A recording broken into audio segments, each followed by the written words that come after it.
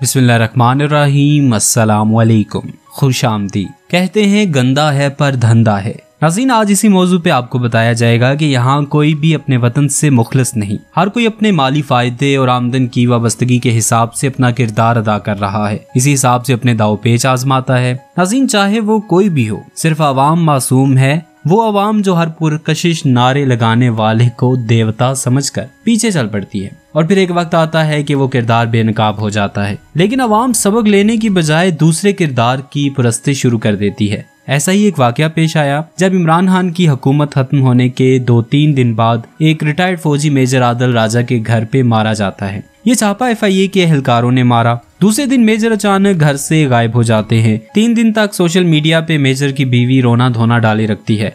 तमाम कौमी इदारों की तजलील की जाती है और तमाम PTI सपोर्टर आंखें बंद करके फौज को गालियां देने लगते हैं। हसीन ग्रामी चौथे दिन मेजर की बीवी कहती है कि मेरा शोहर बाहिफाजत लंदन पहुंच चुका है। गुज़श्ता रोज मेजर ट्वीट करते हैं कि मुझे बताया गया है कि इस्लामाबाद में स्याह सफेद के मालिक, ब्लैकमेलिंग और honey trap master ISI sector commander Islamabad colonel Faheem को ऑपरेशन रजीम चेंज में इसकी कामयाब कारकर्दगी पर चंद दिन पहले होने वाले प्रमोशन बोर्ड में ब्रिगेडियर के ओहदे पर तरक्की दे दी गई है। मेरे घर पर होने वाले गैर कानूनी छापे भी इसी अफसर के अहकामात पर मारे गए हैं, मगर जिस रात इसने मेरे घर पर पहला छापा मरवाया उससे अगले दिन उसका नाम प्रमोशन लिस्ट में मेरिट को बाईपास करके डाल दिया गया। नाज़रीन, ये अल्फाज एक ऐसे रिटायर्ड मेजर के जो फिल्मी अंदाज में पाकिस्तान से भागकर लंदन पहुंचा और वहां से पाक फौज के खिलाफ PTI वर्कर्स को भड़काना शुरू कर दिया और PTI के सपोर्टर इसकी हर ट्वीट वायरल करने लगे और बिलाखिर इस मेजर ने ट्विटर पर मालूमात देनी बंद कर दी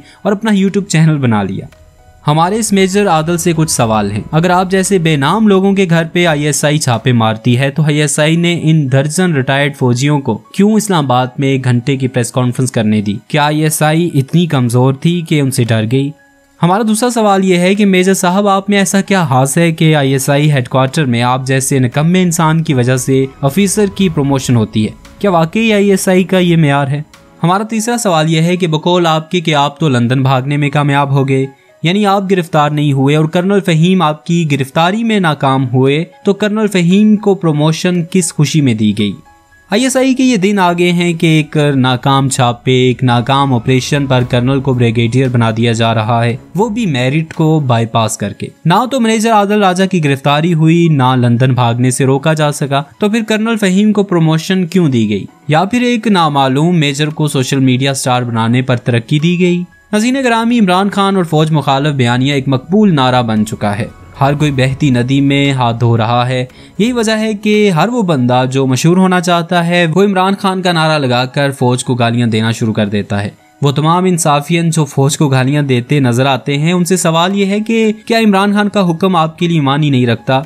जब वो कह रहा है कि फौज के खिलाफ प्रोपेगेंडा ना करो, तो क्यों हर इस बंदे को हीरो बनाया जा रहा है जो फौज को गालियां दे रहा है?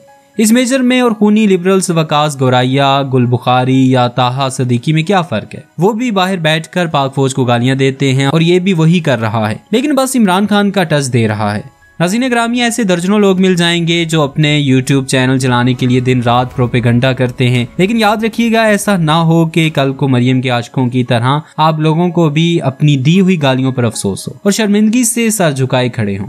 मोअज़्ज़ज़ दोस्तों, वो इंसान इस मुल्क का खैर ख्वाह हो ही नहीं सकता जो फौज और अवाम में दीवार खड़ी करना चाहे। अपनी आंखें खुली रखें और मुल्की मुफाद को सियासी मुफाद से ऊपर रखें। क्या आपको लगता है कि एक रिटायर्ड मेजर इतना अहम होगा कि उसके घर छापा मारने पर ISI जैसा बैनुल-अक़वामी इदारा किसी को कर्नल से ब्रिगेडियर बना देगा? जवाब जरूर दें, लेकिन सियासी ऐनक उतार कर।